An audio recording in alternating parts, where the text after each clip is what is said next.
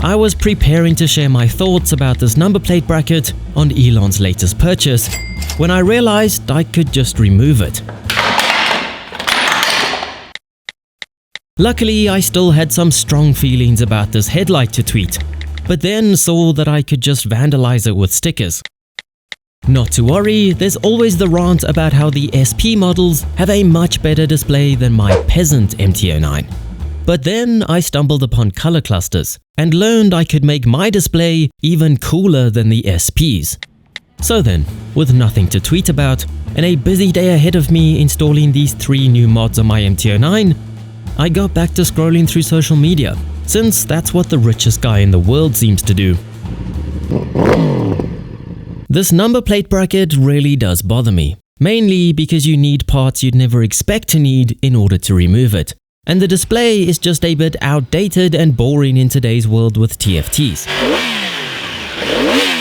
However, I love the look of this headlight, but thanks to Instagram, I fell over MT09 owners with X's on their headlights and thought it actually looked pretty cool. So, before we get to customizing the dash and cleaning up the rear end, I have X's in various sizes and both in black and white.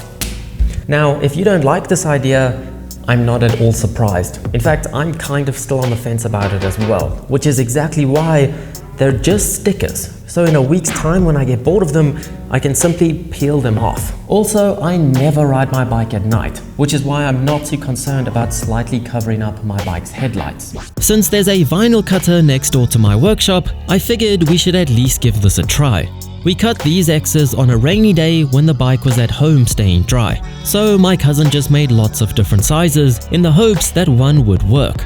After cleaning the lights with rubbing alcohol, I sprayed some water on the lights so that I could wet apply the stickers on the surface, since I'd never get them in the right place first try. I thought I'd have to trim the edges off, but conveniently, the edges just tucked under the headlight housing, saving me one painful job. But while we wait for those to dry, we need to talk about that number plate bracket. Because in my MT09 reveal video, I defended it by saying, so this way it keeps the lines of the tail looking clean, and yet about 98.9% of people still complain about the way that this looks. And then in the very next video, my narrative changed, because I realized that this bracket acts as the axle block on the swing arm, meaning that if you removed it, you would need a replacement axle block, and a shorter axle since the bracket is so thick.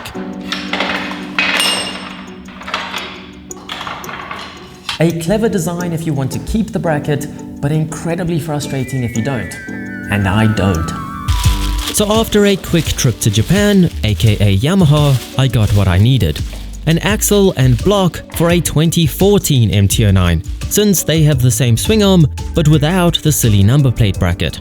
Even with the long axle removed, the bracket was still attached by the umbilical cord. But since I don't ever plan on using it again, I wasn't very sympathetic.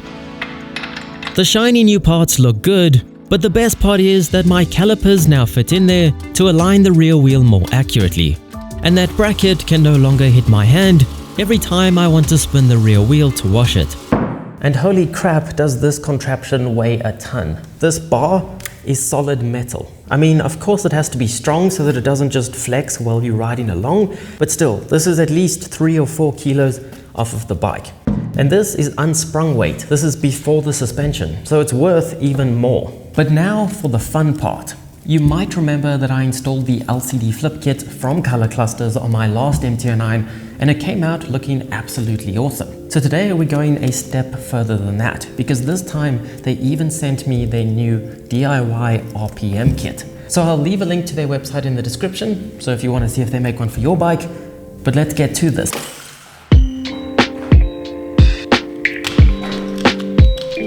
The LCD flip kit is a committed task, but not a difficult one, and simply swaps the colors on the dash around, making the background black and the letters white, or whatever color you would call that.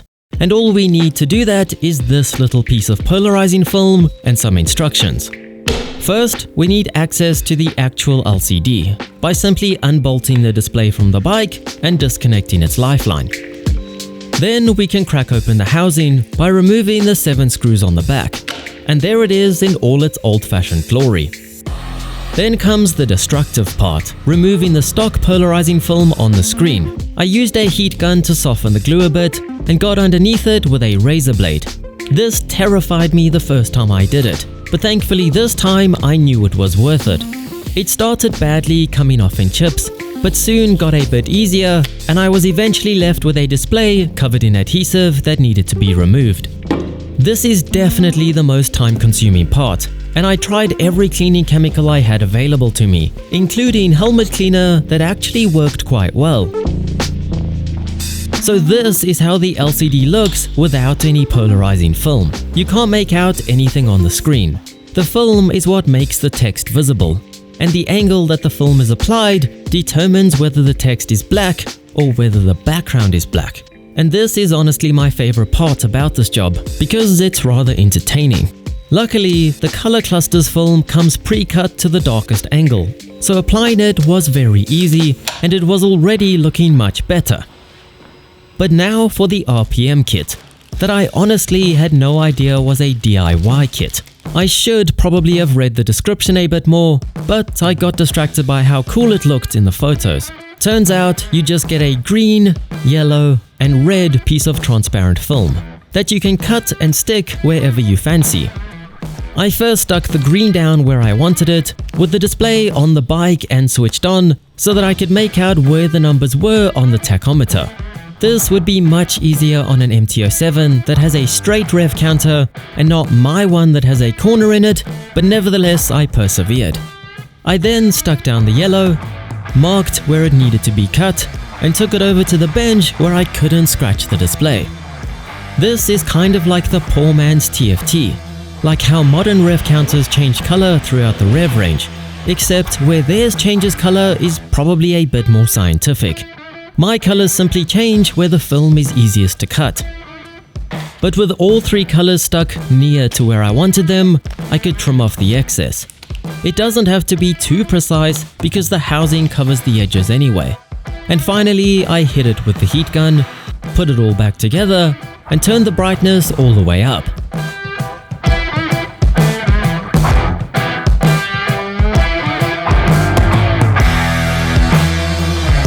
Covering up the dash with the housing kind of ruins it. Yes, my annoying crack ruins it, but also the plastic covering the display just softens how crisp and clean it looked when it was naked on the bike.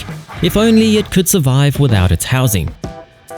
But despite the housing we can't ditch, it looks absolutely awesome. Dark mode looks so much better than it did before, and I love the added color around the tachometer. Yes, the power band starts long before the green ends, and the rev limiter only starts far into the red section. But this was never meant to be a guide for where the engine makes power. It's simply meant to be a custom touch that you can peel off when you get bored or redo since there's so much leftover film. It would stand out far more without the LCD flip kit, but I had to give it a try.